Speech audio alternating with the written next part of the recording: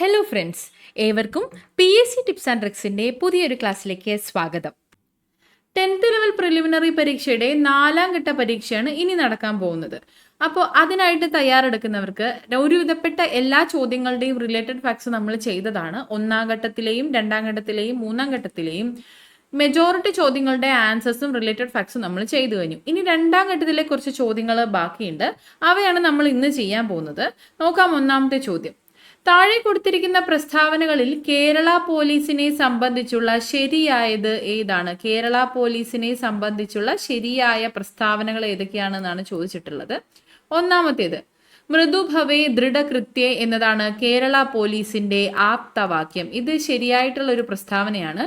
നമ്മുടെ കണ്ണൂർ സ്ക്വാഡ് എന്ന് പറഞ്ഞിട്ട് സിനിമയില്ലേ, മമ്മൂക്കയുടെ, അതിനകത്തൊരു സോങ് ഉണ്ട്, കേട്ടിട്ടുണ്ട്. മൃദുഭവേ ദൃഢകൃത്യ എന്ന് പറഞ്ഞ് സ്റ്റാർട്ട് ചെയ്യുന്ന ഒരു സോങ് ഉണ്ട്. കേരള പോലീസിന്റെ ആപ്തവാക്യമാണ്. അപ്പൊ അതങ്ങനെ കണക്ട് ചെയ്ത് ഓർത്തിരിക്കാവുന്നതാണ്. പോലീസ് സേനയുടെ മേധാവി DGP ആണ്. DGP പോലീസ് സേനയുടെ മേധാവി ആരാണ്? DGP ആണ്. കേരള പോലീസിന്റെ ആസ്ഥാനം എവിടെയാണ്? കേരള പോലീസിന്റെ ആസ്ഥാനം തിരുവനന്തപുരമാണ്. തിരുവനന്തപുരത്താണ് കേരള പോലീസിന്റെ ആസ്ഥാനം വരുന്നത്. വഴുതക്കാടാണ്. തിരുവനന്തപുരത്തെ വഴുതക്കാടാണ് കേരള പോലീസിന്റെ ആസ്ഥാനം. അപ്പൊ 3ാമത്തെ സ്റ്റേറ്റ്മെന്റ് തെറ്റാണ്. അപ്പൊ ഇതിൽ 3ാമത്തെ സ്റ്റേറ്റ്മെന്റ് തെറ്റാണെന്ന് അറിയുമ്പോൾ തന്നെ നമുക്ക് ഈ 3 ഓപ്ഷൻസും പോവും. A ഓപ്ഷൻ മാത്രമാണ് ബാക്കി ഉണ്ടാവുക. 1ഉം 2ഉം മാത്രമാണ് ശരിയായിട്ടുള്ളത്. ഇതില് തൃശ്ശൂരിൽ വരുന്നത് കേരള പോലീസ് അക്കാദമിയാണ്. കേരള പോലീസ് അക്കാദമി എവിടെയാണ് സ്ഥിതി ചെയ്യുന്നത്? അത് തൃശ്ശൂരിലാണ് കേട്ടോ. തൃശ്ശൂരിലാണ്, രാമവർമ്മപുരത്താണ്. തൃശ്ശൂരിലാണ് കേരള പോലീസ് അക്കാദമി ഉള്ളത്. കേരള പോലീസിന്റെ ആസ്ഥാനം തിരുവനന്തപുരമാണ്. താഴെ കൊടുത്തിരിക്കുന്നവയിൽ ശരിയായ ജോഡി കണ്ടെത്തുക. താഴെ കൊടുത്തിരിക്കുന്നവയിൽ ശരിയായ ജോഡി ഡാമും അതുപോലെ നദികളുമാണ് തന്നിട്ടുള്ളത്. മാച്ചിങ് ഏതാണെന്ന് നോക്കാം. ബക്രാനങ്കൽ ഏത് നദിയിലാണ്? സത്ലജ് നദിയിലാണ്. ശരിയായിട്ടുള്ള പ്രസ്താവനയാണ്. ഹിരാക്കുഡ് മഹാനദിയിലാണ് സ്ഥിതി ചെയ്യുന്നത്. ഹിരാക്കുഡ് മഹാനദിയിലാണ്. തെഹ്രി ഡാം എവിടെയാണ്? തെഹ്രി ഡാം ഉത്തരാഖണ്ഡിലാണ്. ഭാഗീരഥി നദിയാണ്. കൃഷ്ണ നദിയല്ല. ലൊക്കേഷൻ തന്നെ തെറ്റായിട്ടാണ് കൊടുത്തിട്ടുള്ളത്. അപ്പൊ അത് തെറ്റാണ്. സർദാർ സരോവർ നർമ്മദയിലാണ്. സർദാർ സരോവർ അണക്കെട്ടുള്ളത് എവിടെയാണ്? നർമ്മദയിലാണ്. അപ്പൊ 1, 2, 4 എന്നിവയാണ് ശരി. ഓപ്ഷൻ C ആണ് ഇവിടെ കറക്റ്റ് ആയിട്ടുള്ള ആൻസർ. കൃഷ്ണ നദിയിൽ സ്ഥിതി ചെയ്യുന്ന പ്രധാനപ്പെട്ട അണക്കെട്ടുകളാണ് നാഗാർജുന സാഗറും അലമാട്ടി എന്നിവയാണ് കൃഷ്ണ നദിയിൽ സ്ഥിതി ചെയ്യുന്ന പ്രധാനപ്പെട്ട അണക്കെട്ടുകൾ. ഏതൊക്കെയാണ്? നാഗാർജുന സാഗർ, അലമാട്ടി. മഹാത്മാഗാന്ധിയെ കുറിച്ചുള്ള താഴെ കൊടുത്തിരിക്കുന്ന പ്രസ്താവനകളിൽ ശരിയേത്? ചോദ്യം ശ്രദ്ധിക്കണം കേട്ടോ. ശരിയേത് തെറ്റേത് എന്നുള്ളത് കൃത്യം മനസ്സിലാക്കിയിട്ട് വേണം ആൻസർ എഴുതാൻ കേട്ടോ. നോക്കാം. ഗാന്ധിജി ആസൂത്രണം ചെയ്ത വിദ്യാഭ്യാസ പദ്ധതിയാണ് നയീം താലീം.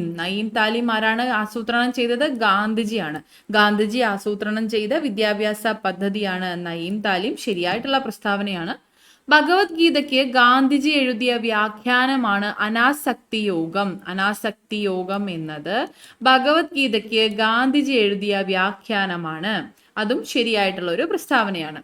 ഗാന്ധിജി ആദ്യമായി കേരളം സന്ദർശിച്ചത് 1920-ലാണ്. ഗാന്ധിജി ആദ്യമായി കേരളം സന്ദർശിച്ചത് 1920-ലാണ്. ശരിയായിട്ടുള്ള പ്രസ്താവനയാണ്.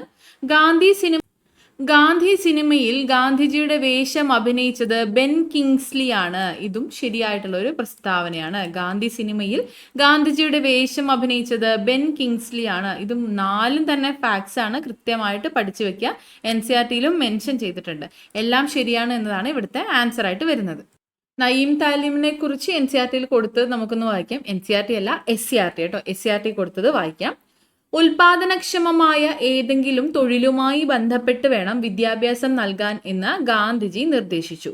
8 മുതൽ 14 വയസ്സ് വരെയുള്ള കുട്ടികൾക്ക് സൗജന്യവും നിർബന്ധിതവുമായ വിദ്യാഭ്യാസം നൽകണമെന്നും അത് മാതൃഭാഷയിലായിരിക്കണമെന്നും അദ്ദേഹം പറഞ്ഞു. ഗാന്ധിജി വിഭാവന ചെയ്ത ഈ വിദ്യാഭ്യാസ പദ്ധതി നയീം താലീം അല്ലെങ്കിൽ നൂതന വിദ്യാഭ്യാസം എന്ന് അറിയപ്പെട്ടു. നയീം താലീം അല്ലെങ്കിൽ നൂതന വിദ്യാഭ്യാസം എന്ന് അറിയപ്പെട്ടു. ഇന്ത്യൻ നാഷണൽ കോൺഗ്രസിന്റെ 1937 വാർധാ സമ്മേളനം ഈ പദ്ധതിയെക്കുറിച്ച് പഠിക്കാനായി ഡോക്ടർ സക്കീർ ഹുസൈന്റെ നേതൃത്വത്തിൽ ഒരു കമ്മിറ്റിയെ നിയമിച്ചു. 1937 വാർധാ സമ്മേളനം ഇന്ത്യൻ നാഷണൽ കോൺഗ്രസിന്റെ, അതിലാണ് നയീം താലിമിനെ കുറിച്ചുള്ള പദ്ധതിയെക്കുറിച്ചുള്ള പഠിക്കാൻ ആവശ്യമായി ഡോക്ടർ സക്കീർ ഹുസൈന്റെ നേതൃത്വത്തിൽ ഒരു കമ്മിറ്റിയെ നിയമിച്ചത്. അപ്പോൾ നയീം താലിം ആരുടെ ഐഡിയ ആണ്? ഗാന്ധിജിയുടേതാണ്. ഓക്കെ ആണോ? അടുത്ത ചോദ്യം, മധ്യഘട്ടത്തിലോ കീഴ്ഘട്ടത്തിലോ അവസാദങ്ങളുടെ ഭാരം കാരണം വളഞ്ഞു പുളഞ്ഞൊഴുകുന്ന നദി സൃഷ്ടിക്കുന്ന ഭൂരൂപം ഏതാണ്? മധ്യഘട്ടത്തിലോ കീഴ്ഘട്ടത്തിലോ അവസാദങ്ങളുടെ ഭാരം കാരണം വളഞ്ഞു പുളഞ്ഞൊഴുകുന്ന നദി സൃഷ്ടിക്കുന്ന ഭൂരൂപമാണ് ഓക്സ്ബോ ലേക്ക് അല്ലെങ്കിൽ ഓക്സ്ബോ തടാകങ്ങൾ. ഇത് നോക്കിക്കേ, SCERT 9th സ്റ്റാൻഡേർഡിലെ ജോഗ്രഫി ടെക്സ്റ്റിലാണ് കൃത്യമായിട്ട് കൊടുത്തിട്ടുണ്ട്. ഇത് കണ്ടോ, കൃത്യമായിട്ട് ഓക്സ്ബോ തടാകങ്ങൾ എങ്ങനെയാണ് ഉണ്ടാവുന്നതെന്ന് കൊടുത്തിട്ടുണ്ട്. നമുക്ക് നോക്കാം. താരതമ്യേന ചരിവ് കുറഞ്ഞ പ്രദേശത്തുകൂടി പോകുന്ന നദിയുടെ ഒഴുക്കിനെ അവസാദങ്ങളോ ശിലാരൂപങ്ങളോ തടസ്സപ്പെടുത്തുമ്പോൾ നദി വളഞ്ഞൊഴുകുന്നു. ഇത്തരത്തിൽ വളഞ്ഞൊഴുകുന്ന ഒരു നദീഭാഗമാണ് ചിത്രത്തിൽ കൊടുത്തിട്ടുള്ളത്. ഇത് കണ്ടോ, ഇപ്രകാരം വളഞ്ഞൊഴുകുന്നു. എന്തുകൊണ്ടാണ്? താരതമ്യേന ചെരിവ് കുറഞ്ഞ പ്രദേശത്തുകൂടി പോകുന്ന നദിയുടെ ഒഴുക്കിനെ അവസാദങ്ങളോ ശിലാരൂപങ്ങളോ തടസ്സപ്പെടുത്തുന്നു. ഇതാണ് ചോദ്യമായിട്ട് വന്നിട്ടുള്ളത്. നദീമാർഗത്തിൽ കാണപ്പെടുന്ന ഇത്തരം വളവുകളെ വലയങ്ങൾ അഥവാ മിയാൻഡറുകൾ എന്ന് പറയുന്നു. ഇത്തരം വലയങ്ങൾ അല്ലെങ്കിൽ മിയാൻഡറുകൾ എന്നറിയപ്പെടുന്ന ഭാഗമാണ് ഇത്. കണ്ടോ, അപ്പൊ ആ ഒരു പേര് ഓർത്തിരിക്കുക, മിയാൻഡറുകൾ അല്ലെങ്കിൽ വലയങ്ങൾ. നദീമാർഗത്തിൽ കാണപ്പെടുന്ന ഇത്തരം വളവുകളെ വലയങ്ങൾ അഥവാ മിയാൻഡറുകൾ എന്ന് പറയുന്നു. വലിയ നദികളുടെ മധ്യഘട്ടത്തിലും കീഴ്ഘട്ടത്തിലും മിയാൻഡറുകൾ രൂപം കൊള്ളാറുണ്ട്. സ്റ്റേറ്റ്മെന്റ് ആയിട്ടും വന്നേക്കാം, ശ്രദ്ധിക്കുക കേട്ടോ. വലിയ നദികളുടെ മധ്യഘട്ടത്തിലും കീഴ്ഘട്ടത്തിലും മിയാൻഡറുകൾ രൂപം കൊള്ളാറുണ്ട്. തുടർന്നുള്ള അപരദന നിക്ഷേപണ പ്രവർത്തനങ്ങളുടെ ഫലമായി വലയങ്ങൾക്കുണ്ടാകുന്ന രൂപമാറ്റം ഇതാ ഇവിടെ ഇത്തരത്തിൽ ശ്രദ്ധിച്ചാൽ മതി. ഇത് കണ്ടോ, ഇവിടുന്ന് ഇങ്ങനെ രൂപം കൊണ്ട് വളവ് ഉണ്ടായി. അതിനുശേഷം നദി നേരിട്ടുള്ള ഒഴുക്ക് തുടരുമ്പോൾ ആ ഒരു ഭാഗം സെപ്പറേറ്റഡ് ആയിട്ട് മാറി. അത് അങ്ങനെയാണ് ഓക്സ്ബോ ലേക്സ് ഫോം ചെയ്യുന്നത്. ഓക്കെ ആണോ? നോക്കാം ബാക്കി. തുടർച്ചയായ അപരദന നിക്ഷേപണ പ്രക്രിയയിലൂടെ വലയങ്ങൾ കൂടുതലായും വളയുകയും തുടർന്ന് നദി നേർഗതി സ്വീകരിക്കുകയും ചെയ്യുന്നു. വളഞ്ഞൊഴുകിയ ഭാഗം നിക്ഷേപണത്തിലൂടെ നദിയുടെ പ്രധാന ഭാഗത്തു നിന്ന് വേർപെട്ട് ഒറ്റപ്പെട്ട തടാകങ്ങൾ രൂപപ്പെടുന്നു. നദിയിൽ നിന്ന് വേറിട്ട് കാണുന്ന ഇത്തരം തടാകങ്ങളെ ഓക്സ്ബോ തടാകങ്ങൾ എന്ന് വിളിക്കുന്നു. ഓക്സ്ബോ തടാകങ്ങൾ അല്ലെങ്കിൽ ഓക്സ്ബോ ലേക്ക് എന്ന് വിളിക്കുന്നു. അതാണ് ഇത്തരത്തിൽ പിക്ചറൈസ് ചെയ്ത് കൊടുത്തിട്ടുള്ളത്. ഇത് കണ്ടോ, ഇവിടെ പിക്ചറൈസ് ചെയ്ത് കൊടുത്തിട്ടുണ്ട്. അതിനുശേഷം ഒറിജിനൽ ഫോട്ടോയും കൊടുത്തിട്ടുണ്ട്. നമുക്ക് പ്രളയ സമതലങ്ങളും കൂടി നോക്കാം. അതിനു മുന്നേ ഒരു ചോദ്യം, കേരളത്തിലെ ഒരേ ഒരു പ്രകൃതിദത്ത ഓക്സ്ബോ തടാകം ഏതാണ്? നേരത്തെ PSC ചോദിച്ചിട്ടുണ്ട്. ഏതാണ്? വൈന്തലയാണ് കേട്ടോ. വൈന്തലയാണ്. വൈന്തല കേരളത്തിലെ ഒരേ ഒരു ഓക്സ്ബോ തടാകം. ഇത് പ്രകൃതിദത്ത ഓക്സ്ബോ തടാകം. കേരളത്തിലെ ഒരേ ഒരു പ്രകൃതിദത്ത ഓക്സ്ബോ തടാകമാണ് വൈന്തല. ഏത് പുഴയാണ്? ചാലക്കുടി പുഴയാണ് കേട്ടോ. ചാലക്കുടി പുഴയിലെ വൈന്തലയാണ് കേരളത്തിലെ ഒരേ ഒരു പ്രകൃതിദത്ത ഓക്സ്ബോ തടാകം. ഇനി പ്രളയ സമതലങ്ങൾ നോക്കാം. മഴക്കാലത്ത് നദികൾ കരകവിഞ്ഞൊഴുകും. നദി ഒഴുകുന്ന ചാലിന്റെ ഇരു കരകളിലേക്കും ഏറെ ദൂരത്തോളം പ്രളയജലം എത്തുന്നു. ഇങ്ങനെ പ്രളയബാധിതമാകുന്ന ഇരു കരകളിലും എക്കൽ നിക്ഷേപിച്ച് സമതലങ്ങൾ രൂപപ്പെടുന്നു. ഇത്തരം സമതലങ്ങളെ പ്രളയ സമതലങ്ങൾ അല്ലെങ്കിൽ ഫ്ലഡ് പ്ലെയിൻസ് എന്ന് വിളിക്കുന്നു. ഫ്ലഡ് പ്ലെയിൻസ് അല്ലെങ്കിൽ പ്രളയ സമതലങ്ങൾ എന്ന് വിളിക്കുന്നു. ലോക പ്രശസ്തമായ പല നദീതട സംസ്കാരങ്ങളും ഉടലെടുത്തത് ഇത്തരം പ്രളയ സമതലത്തിലാണ്. കൃഷിക്ക് അനുയോജ്യമായതിനാൽ ഇത്തരം എക്കൽ സമതലങ്ങൾ ഏറെ പ്രധാനപ്പെട്ടതാണ്. അപ്പോൾ പ്രളയ സമതലങ്ങൾ നമ്മൾ കണ്ടു. അതുപോലെ ഓക്സ്ബോ തടാകം, മിയാൻഡറുകൾ എന്നിവ കണ്ടു. കേരളത്തിലെ ഒരേ ഒരു പ്രകൃതിദത്ത ഓക്സ്ബോ തടാകവും നമുക്ക് മനസ്സിലായി. അടുത്ത ചോദ്യം നോക്കാം. നറൗറ ആണവ നിലയം സ്ഥിതി ചെയ്യുന്ന സംസ്ഥാനം ഏതാണ്? നറൗറ ആണവ നിലയം SCERT 10th സ്റ്റാൻഡേർഡിലെ ടെക്സ്റ്റ് ആണ്. ഇന്ത്യയിലെ പ്രധാന ആണവോർജ നിലയങ്ങളാണ് ഇവിടെ കൊടുത്തിട്ടുള്ളത്. ഇന്ത്യയിലെ പ്രധാന ആണവോർജ നിലയങ്ങൾ. താരാപൂർ എവിടെയാണ്? മഹാരാഷ്ട്ര. മഹാരാഷ്ട്ര. റാവത്ത് ഭട്ട എവിടെയാണ്? രാജസ്ഥാൻ. കൽപ്പാക്കം, കൂടംകുളം എന്നിവ തമിഴ്നാടാണ്. കൽപ്പാക്കം, കൂടംകുളം സ്ഥിതി ചെയ്യുന്നത് എവിടെയാണ്? തമിഴ്നാട്ടിലാണ്.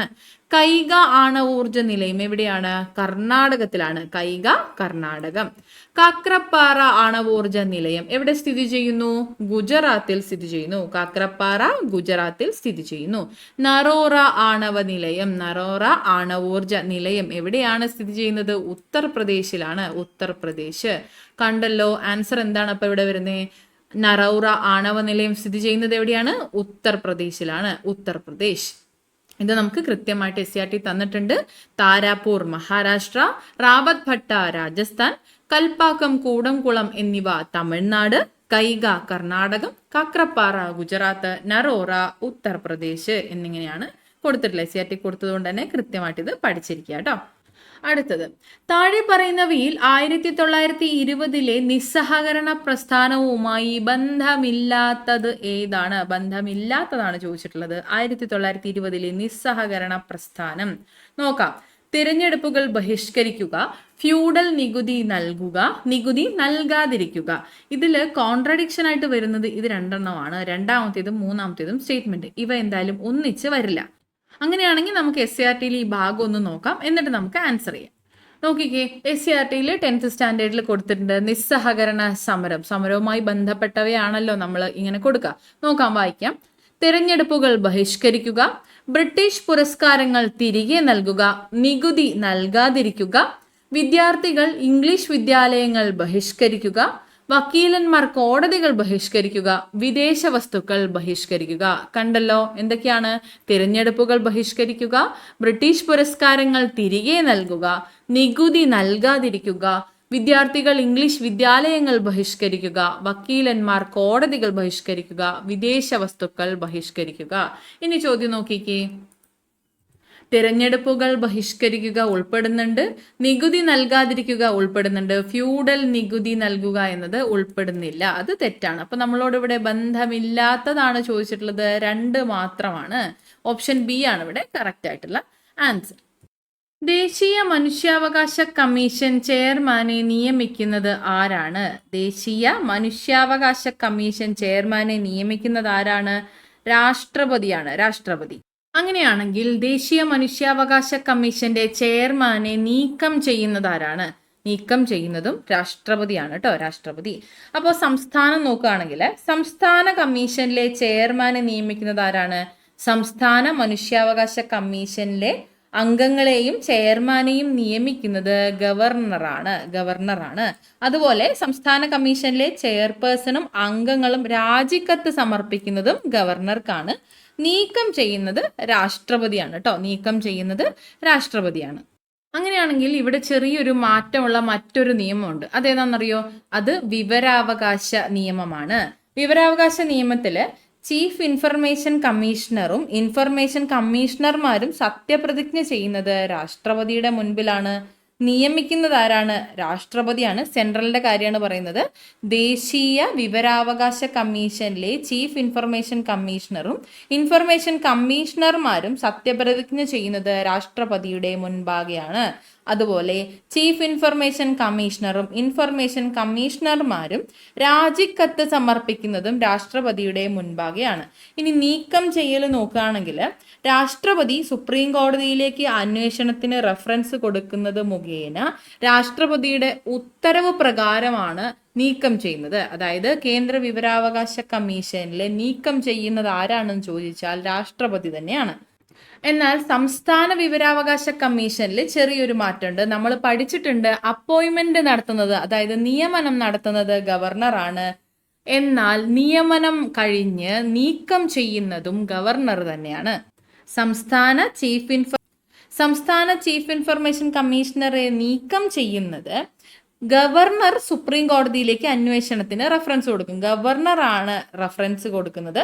അതേ തുടർന്ന് ഗവർണറുടെ ഉത്തരവ് മുഖേനയാണ് നീക്കം ചെയ്യുന്നത്. അപ്പോൾ സംസ്ഥാന വിവരാവകാശ കമ്മീഷനിൽ അവർ നീക്കം ചെയ്യുന്നത് ആരാണ്? സംസ്ഥാന ഇൻഫർമേഷൻ കമ്മീഷണർമാരെ നീക്കം ചെയ്യുന്നതും ഗവർണറാണെന്ന് ഓർത്തിരിക്കുക കേട്ടോ. തെറ്റിപ്പോവരുത്. മനുഷ്യാവകാശ കമ്മീഷനിലെ പോലെയല്ല, വിവരാവകാശ കമ്മീഷനിൽ കുറച്ച് വ്യത്യാസമുണ്ട്. അപ്പൊ അടുത്ത ചോദ്യം നോക്കാം. താഴെ പറയുന്നവയിൽ വിവരാവകാശ നിയമവുമായി ബന്ധപ്പെട്ട ശരിയായ പ്രസ്താവനകൾ ഏത്? 2005 വിവരാവകാശ നിയമം അനുസരിച്ച് നിലവിൽ വന്നതാണ് വിവരാവകാശ കമ്മീഷൻ. ശരിയായിട്ടുള്ള പ്രസ്താവനയാണ്. 2005 ഒക്ടോബർ 12 നിലവിൽ വന്നത്. ഇന്ത്യയുടെ മുഖ്യ വിവരാവകാശ കമ്മീഷണറെ നിയമിക്കുന്നത് രാഷ്ട്രപതിയാണ്. ഇന്ത്യയുടെ മുഖ്യ വിവരാവകാശ കമ്മീഷണറെ നിയമിക്കുന്നത് ആരാണ്? രാഷ്ട്രപതിയാണ്. ശരിയായിട്ടുള്ള പ്രസ്താവനയാണ്. ഇന്ത്യയുടെ മുഖ്യ വിവരാവകാശ കമ്മീഷണറുടെ വിരമിക്കൽ പ്രായം 65 വയസ്സാണ്. 3 വർഷം അല്ലെങ്കിൽ 65 വയസ്സാണ് പ്രായപരിധി പറയുന്നത്. അപ്പൊ മൂന്നാമത്തെ സ്റ്റേറ്റ്മെന്റ് തെറ്റാണ്. 1ഉം 2ഉമാണ് ശരി. ഓപ്ഷൻ സി ആണ് ഇവിടെ കറക്റ്റ് ആയിട്ടുള്ള ആൻസർ. താഴെ പറയുന്നവരിൽ ഇന്ത്യയുടെ ഭരണഘടനാ നിർമ്മാണ സഭയിൽ അംഗങ്ങളായിട്ടുള്ള വനിതകൾ ആരെല്ലാം? അങ്ങനെയാണ് ചോദിച്ചിട്ടുള്ളത്. ഭരണഘടനാ നിർമ്മാണ സഭയിലെ അംഗങ്ങളായിട്ടുള്ള വനിതകൾ എത്ര പേരുണ്ടായിരുന്നു? മൊത്തം ഭരണഘടനാ നിർമ്മാണ സഭയിലെ മലയാളി അംഗങ്ങൾ 17 പേരായിരുന്നു. 17 പേര് വനിതകൾ ഉൾപ്പെടെ ഭരണഘടനാ നിയമനിർമ്മാണ സഭയിലെ മലയാളി അംഗങ്ങൾ 17 പേരായിരുന്നു. ഭരണഘടനാ നിയമനിർമ്മാണ സഭയിലെ വനിതകൾ, മൊത്തം വനിതകൾ 15 പേരായിരുന്നു. അതിൽ 3 പേരാണ് മലയാളി വനിതകൾ ഉണ്ടായിരുന്നത്. 3 പേര് മലയാളി വനിതകൾ. ഭരണഘടനാ നിയമനിർമ്മാണ സഭയിലെ മലയാളി വനിതകളുടെ എണ്ണം എത്രയാണ്? 3 ആരൊക്കെയാണ്? ആനി മസ്കറിൻ, അമ്മു സ്വാമിനാഥൻ, ദാക്ഷായണി വേലായുധൻ എന്നിവരാണ്. ആനി മസ്കറിൻ തിരുവിതാംകൂറിൽ നിന്നും, അമ്മു സ്വാമിനാഥൻ, ദാക്ഷായണി വേലായുധൻ എന്നിവർ മദ്രാസിൽ നിന്നുമാണ് വന്നിട്ടുണ്ടായിരുന്നത്. അപ്പൊ 3 മലയാളി വനിതകൾ ഉണ്ടായിരുന്നു. നമ്മളോട് മൊത്തം വനിതകളാണ് ചോദിച്ചിട്ടുള്ളത്, മലയാളി വനിതകളെ അല്ല. അപ്പൊ നോക്കാം. ഓപ്ഷൻ നോക്കുകയാണെങ്കിൽ അമ്മു സ്വാമിനാഥൻ, രാജ്കുമാരി അമൃത് കൗർ, ദാക്ഷായണി വേലായുധൻ, സരോജിനി നായിഡു ഇവരെല്ലാവരും ഈ ഒരു നിയമനിർമ്മാണ സഭയിൽ ഉൾപ്പെട്ടിട്ടുള്ള 15 പേരിൽ ഉൾപ്പെട്ടവരായിരുന്നു. അപ്പൊ നമ്മളോട് ഇവിടെ ഓപ്ഷനിൽ തന്നേക്കുന്ന ഇവയെല്ലാം ഓപ്ഷൻ ഡി ആണ് ഇവിടെ കറക്റ്റ് ആയിട്ടുള്ള ആൻസർ. മൊത്തം ഭരണഘടനാ നിയമ 15 വനിതകളാണ് ഉണ്ടായിരുന്നത്. അമ്മു സ്വാമിനാഥൻ, രാജ്കുമാരി അമൃത് കൗർ, ദാക്ഷായണി വേലായുധൻ, സരോജിനി നായിഡു എന്നിവർ അതിൽ ഉൾപ്പെടുന്നുണ്ട്. ഓക്കെ. ഏത് കലാരൂപത്തിൽ നിന്നാണ് കഥകളി ഉണ്ടായത്? കഥകളി ഉണ്ടായത് രാമനാട്ടത്തിൽ നിന്നാണ്. രാമനാട്ടം. കഥകളി എന്നത് കേരളത്തിന്റെ തനത് കലാരൂപമാണ്. കേരളത്തിന്റെ തനത് കലാരൂപം ഏതാണ്? കഥകളിയാണ്. കഥകളിയുടെ ആദ്യകാല രൂപമാണ് രാമനാട്ടം. കഥകളിയുടെ ആദ്യകാല രൂപമാണ് രാമനാട്ടം. രാമനാട്ടം രചിച്ചിരിക്കുന്ന ഭാഷ ഏതാണ്? മലയാളമാണ് കേട്ടോ. രാമനാട്ടം രചിച്ചിരിക്കുന്ന ഭാഷ മലയാളം. എന്നാൽ കൃഷ്ണനാട്ടം രചിച്ചത് സംസ്കൃതമാണ് കേട്ടോ. കൃഷ്ണനാട്ടം സംസ്കൃത ഭാഷയിലാണ്, രാമനാട്ടം മലയാള ഭാഷയിലാണ്. ടോട്ടൽ തിയേറ്റർ എന്നറിയപ്പെടുന്ന കലാരൂപം ഏതാണ്? അതാണ് കഥകളി. ടോട്ടൽ തിയേറ്റർ എന്നറിയപ്പെടുന്ന കലാരൂപമാണ് കഥകളി. ഈ കഥകളിയുടെ സാഹിത്യ രൂപമാണ് ആട്ടക്കഥ. ആട്ടക്കഥ. കഥകളിയുടെ സാഹിത്യ രൂപം ആട്ടക്കഥ. കേരളത്തിന്റെ തനത് കലാരൂപം കഥകളി. കഥകളിയുടെ ആദ്യകാല രൂപം രാമനാട്ടം. രാമനാട്ടം രചിച്ചിരിക്കുന്ന ഭാഷ മലയാളം. ടോട്ടൽ തിയേറ്റർ എന്നറിയപ്പെടുന്ന കലാരൂപം കഥകളിയാണ്. കഥകളിയുടെ സാഹിത്യ രൂപം ആട്ടക്കഥയുമാണ്. നമ്മൾ പറഞ്ഞു കൃഷ്ണനാട്ടം രചിച്ചിരിക്കുന്ന ഭാഷ സംസ്കൃതമാണ്. കൃഷ്ണനാട്ടം സംസ്കൃത ഭാഷയിലും രാമനാട്ടം മലയാള ഭാഷയിലുമാണ് രചിച്ചിട്ടുള്ളത്. അടുത്ത ചോദ്യം, വി.ടി. ഭട്ടതിരിപ്പാട് രചിച്ച പ്രശസ്തമായ നാടകം ഏതാണ്? വി.ടി. ഭട്ടതിരിപ്പാട് രചിച്ച പ്രശസ്തമായ നാടകമാണ് ഏതാണ്? അടുക്കളയിൽ നിന്ന് അരങ്ങത്തേക്ക്. SCRT ഇത് കൊടുത്തിട്ട് നമുക്ക് നോക്കാം. നമ്പൂതിരി സമുദായത്തിൽ സ്ത്രീകൾ അനുഭവിച്ചിരുന്ന അസമത്വത്തിനും വിവേചനത്വത്തിനുമെതിരെ ആ സമുദായത്തിൽ തന്നെയുള്ള വി.ടി. ഭട്ടതിരിപ്പാട്, M.R. ഭട്ടതിരിപ്പാട് മുതലായവർ നടത്തിയ പ്രവർത്തനങ്ങൾ വലിയ മാറ്റങ്ങൾ ഉണ്ടാക്കി. വി.ടിയുടെ അടുക്കളയിൽ നിന്ന് അരങ്ങത്തേക്ക്, പ്രേംജിയുടെ ഋതുമതി എന്നീ നാടകങ്ങൾ നമ്പൂതിരി സ്ത്രീകളുടെ പരിതാപകരമായ അവസ്ഥ പൊതുസമൂഹത്തിനു മുൻപിൽ തുറന്നുകാട്ടി. നമ്പൂതിരി സ്ത്രീകളെ സ്വയം പര്യാപ്തരാക്കാനുള്ള പ്രവർത്തനങ്ങൾക്ക് നേതൃത്വം കൊടുത്തവരാണ് ആര്യാപ്പള്ളം, ദേവകി നരിക്കാട്ടിരി, പാർവതി നെന്മേനി മംഗലം എന്നിവർ. ഓക്കെ ആണോ? അപ്പൊ ഇവിടെ കൊടുത്തിരിക്കുന്ന പോയിന്റ്സ് മനസ്സിലായോ? വി.ടി. ഭട്ടതിരിപ്പാടിന്റെ നാടകമാണ് അടുക്കളയിൽ നിന്ന് അരങ്ങത്തേക്ക്. അതുപോലെ പ്രേംജിയുടെ നാടകമാണ് ഋതുമതി. ഋതുമതി ആരുടെ നാടകമാണ്? പ്രേംജിയുടേതാണ്. അപ്പോൾ ഉത്തരങ്ങൾ നോക്കിക്കേ, ഇവിടെ ഏതാണ് കറക്റ്റ്? വി.ടി. ഭട്ടതിരിപ്പാട് രചിച്ച പ്രശസ്തമായ നാടകമാണ് അടുക്കളയിൽ നിന്ന് അരങ്ങത്തേക്ക്. അപ്പൊ ഇത്രയും ചോദ്യങ്ങളാണ് ഇന്ന് നമുക്ക് ഡിസ്കസ് ചെയ്യാനുള്ളത്. എല്ലാവർക്കും ക്ലിയർ ആയി മനസ്സിലായി എന്ന് വിശ്വസിക്കുന്നു. നന്നായിട്ട് പഠിക്കുക, നന്നായിട്ട് റിവൈസ് ചെയ്യുക. എല്ലാവർക്കും ഓൾ ദി ബെസ്റ്റ്. 4ാമത്തെ ഘട്ട പരീക്ഷ നന്നായി തന്നെ അറ്റംപ്റ്റ് ചെയ്യുക കേട്ടോ. Thank you so much.